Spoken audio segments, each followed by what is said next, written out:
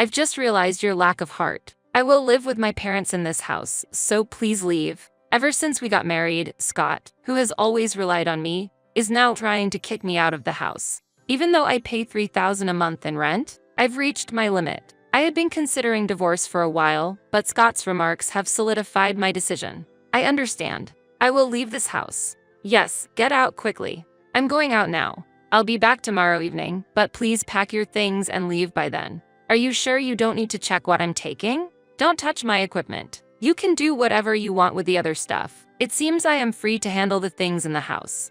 In that case, I might need to call a jink removal service. And while I'm at it, I'll make sure Scott gets a taste of his own medicine. I work as a researcher at a major company. Having graduated from graduate school, I am 29 years old, entrusted with a responsible job appropriate for my age, and I have a decent income. As a result, I am able to live in a luxury apartment that costs $3,000 a month in rent. I am also married to Scott, and we live with our son Tyler. From the outside, it might seem like I lead a fulfilling life. There are people who struggle with their living situation or food, or those who are elderly and live alone, so I feel fortunate. Yet, I have my own concerns. The monthly rent of $3,000 is a strain on our budget. My income is decent, but honestly, the $3,000 rent is a significant burden. You're sounding like an old woman again with all your complaining. Scott is the source of my worries. If he worked properly, I wouldn't have to worry about the rent. However, he is a part-time worker dreaming of becoming a musician.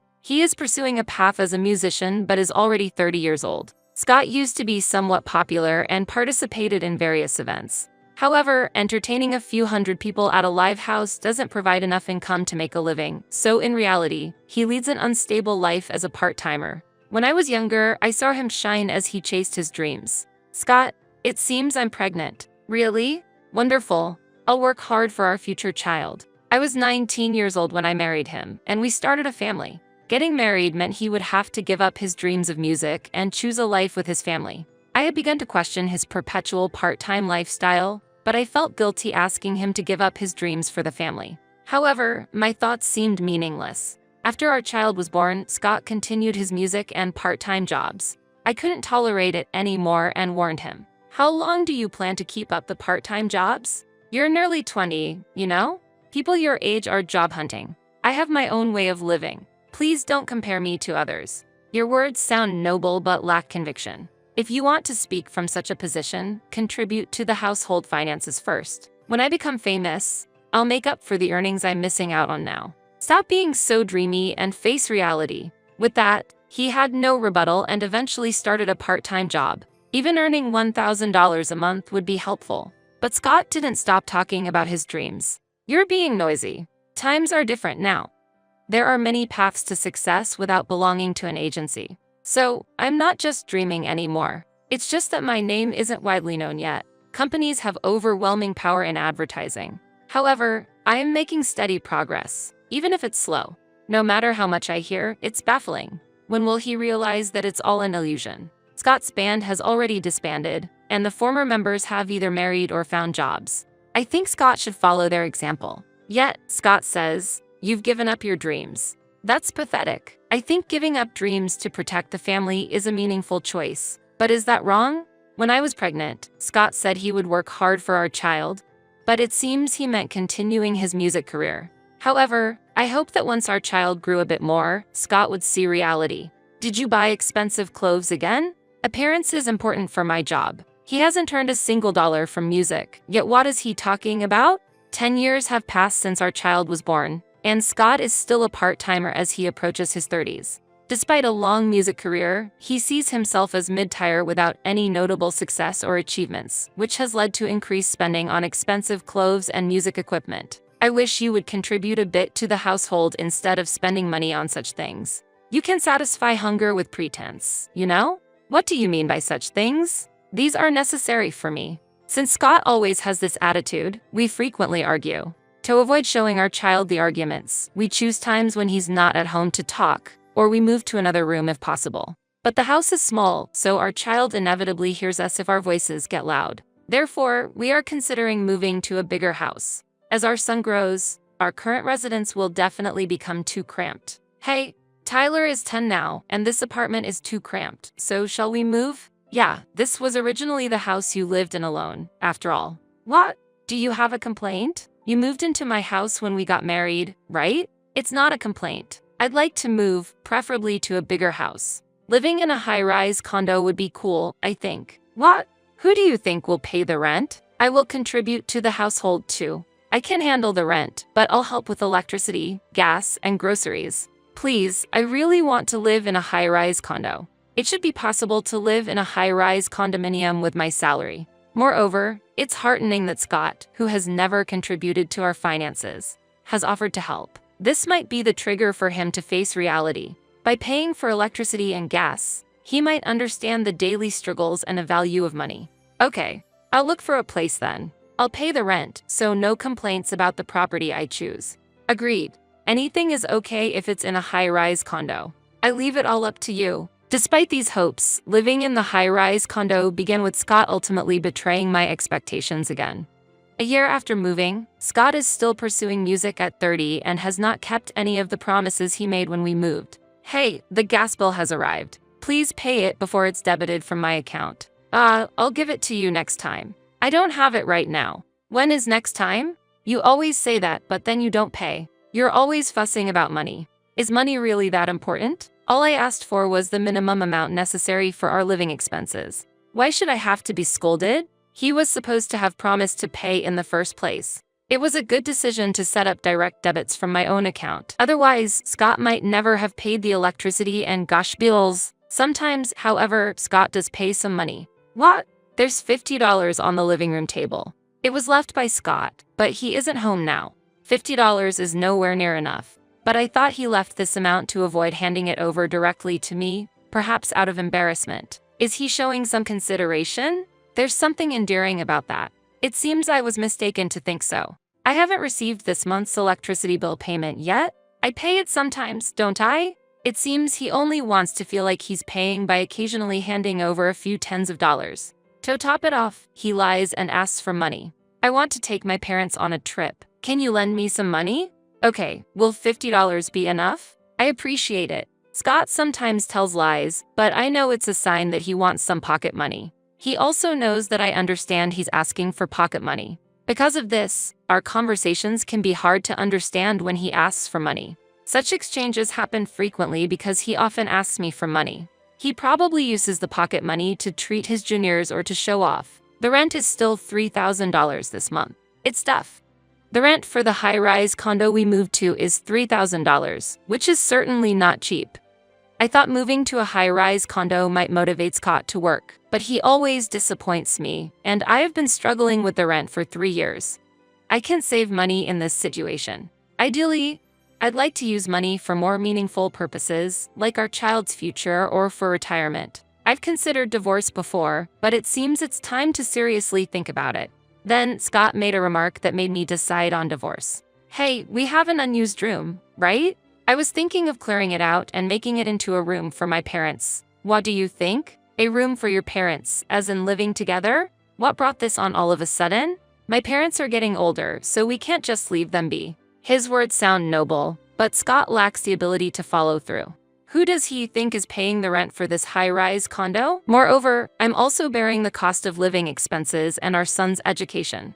Furthermore, the idea of being forced to live with my in-laws is absolutely unacceptable. I'm absolutely opposed. You don't need to answer so quickly. Think about it a bit. I oppose. Why are you so firm?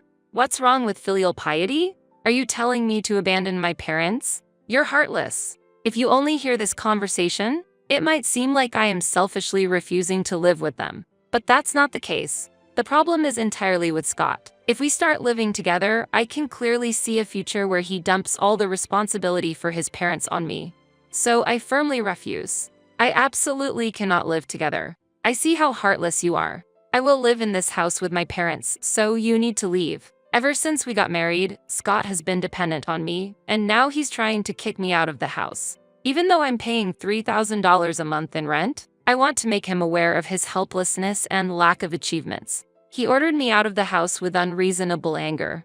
I've reached my limit. I had been considering divorce for a while, but Scott's remarks have solidified my decision. Understood. I will leave this house. Yes, get out quickly. I'm going out now. I'll be back tomorrow evening, but please pack your things and leave by then. Are you sure you don't need to check what I'm taking? Don't touch my equipment. You can do whatever you want with the other stuff. Scott left the house after his final remark. It seems I am free to handle the things in the house. Mom, I'll help you.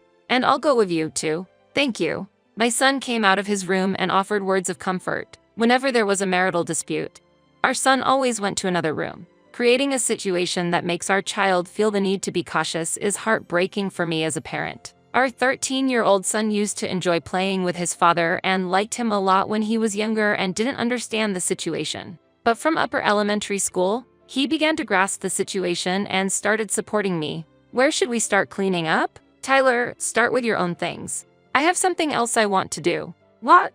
A scheme? I just want to give him a little shock. I took out my cell phone and called a specific place. Hello, I'm sorry for the urgency, but could you please help us tomorrow? After we finished organizing, my son and I decided to stay temporarily in a business hotel with only the essentials. We'll have to look for a new place to live. That night, knowing that Scott would call, we placed my smartphone on the table and quietly waited for the call. The smartphone rang and we looked at each other before I answered. Hey, what's going on here? What are you doing? What do you mean?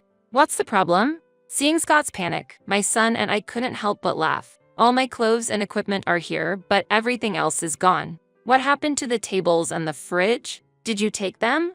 No, I arranged for a junk removal service to dispose of everything. By now, it might already be burned. Tyler, are you there too? When my son intervened and spoke up, Scott was even more surprised. He probably didn't realize that Tyler was still at home and was shocked by the nearly empty house. What do you mean everything is disposed of? These furniture and appliances, I bought them, right? Well, they could be considered marital property. You said I could do whatever I wanted with everything except your equipment, so I just did that. But how am I supposed to live now? If you need to, you can just buy new ones. For now, why not use your amp as a chair or wrap a towel around your guitar for a pillow? That's not funny. To do such a nasty thing. We're getting a divorce. Yes, I understand. What? Scott probably thought I would be at least a little shaken by the mention of divorce. He might have also thought that this was just part of another marital argument. But I had already considered divorce, and his words held no threat for me. In fact, I was almost grateful that he brought it up. Really? You understand? We're getting a divorce, a divorce. You don't need to say it multiple times. I understand. I deliberately responded in a calm and cold tone. This should convey that I am serious about the divorce. Scott must realize that he would be the one to suffer from the divorce. Therefore, when he impulsively mentioned divorce and I accepted it, he clearly panicked. Yes, that's right. Scott seemed too flustered to find his next words. Normally, he would apologize and back down. However, perhaps due to his nature as a musician, he can't take back what he said. I know this character trait all too well. Once, I found that attitude appealing, but now it just seems ridiculous. We'll discuss the details of the divorce later, but you're planning to live with your parents in that house, right? Should I go to the real estate agent first to review the contract? Yeah. If the contract is changed to my name, the divorce cannot be undone. This is your chance to apologize. Well, maybe. It might have been a desperate attempt to resist, but Scott's voice was trembling. He might think that throwing out the furniture and appliances was my plan to move towards divorce. However, the grievances built up over 13 years of marriage won't just disappear so easily. I wish Scott would struggle a bit more. A few days later, Scott and I went to the real estate office to review the contract for the condo. My procedure is now complete. I was able to smoothly terminate the contract. However, when Scott tried to sign a new contract, a problem arose.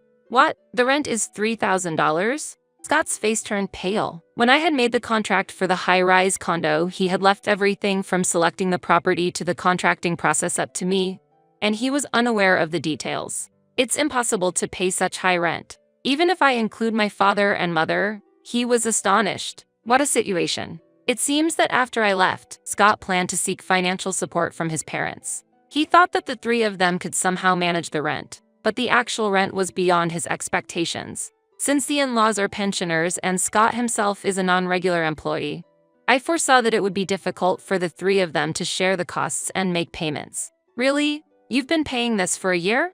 Scott asked, and I replied, yes, I've been paying this amount all along. Since you don't work, we haven't been able to save anything. I can handle such a contract. Don't worry. I don't think you can handle the contract, I responded. What do you mean?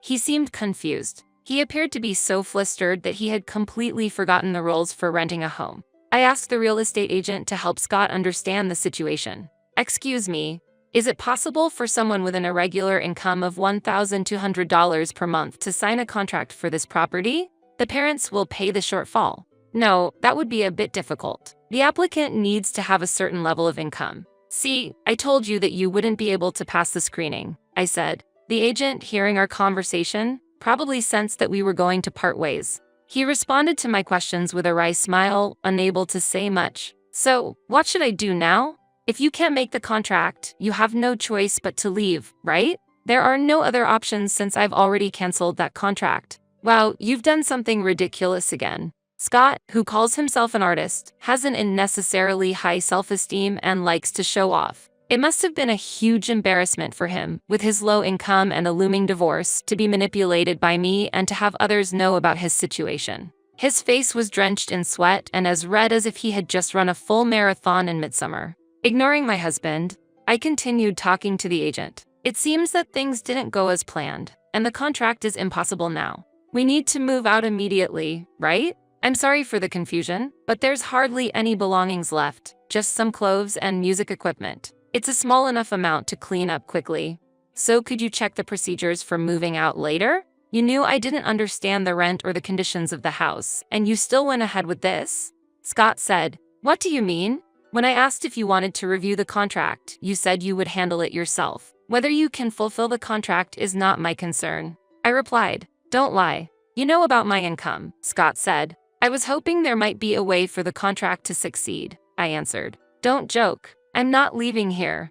Scott insisted. If you don't leave, I'll call the police. I don't know the legal details, but you might be sued for trespassing or failure to vacate. Oh, and since this isn't my property anymore, the real estate agency or the owner might take some action. It could get messy if a company reports it, I said. The agent looked on worriedly. I truly felt sorry for causing inconvenience. You don't want to be embarrassed any further, right? Go home now and pack your things, I told Scott. Scott left the real estate office without saying a word. I'm sorry. The house will be empty soon. If anything is left, I'll take responsibility for disposing of it, I said. Later, when the agent and I went to the house, it was already empty. Later, to apologize for the inconvenience, I brought sweets to the real estate office. The procedure itself would be fine if handled well, but the agent seemed confused by the very awkward situation. I am truly sorry. However, this brought the dreamy musician back to the real world. Now, he must strive to do well in the real world. After he left the house, our divorce was officially finalized. My ex-husband had no financial leeway, and since I had spent most of my money on rent, there was no dispute over the division of assets. My son chose to stay with me. My ex-husband might have sought support from his parents, but I had already blocked that path. After about 10 years of marriage, I informed my in-laws of the divorce and made my greetings. I thought it was only natural to communicate this process to my in-laws. Upon learning of my ex-husband's past actions, my in-laws decided to distance themselves from him and to withhold support until he finds a job and becomes independent. As a result, the plan for my ex-husband to live with his parents was canceled. Therefore, my ex-husband could no longer rely on his parents. Over 30 years old and having lived as a freelancer, it is difficult for him to find regular employment, and he is still working as a freelancer. His income remains low, and he struggles even to pay the rent for a cheap apartment. Under these circumstances, continuing music is almost impossible. This is the reality of my ex-husband, who achieved nothing. I have rented a new apartment and am living there with my son. After my husband left, the rent decreased, allowing me to utilize my funds more beneficially. While I don't deny the pursuit of dreams, living comfortably with my son under the current circumstances is what makes me happiest.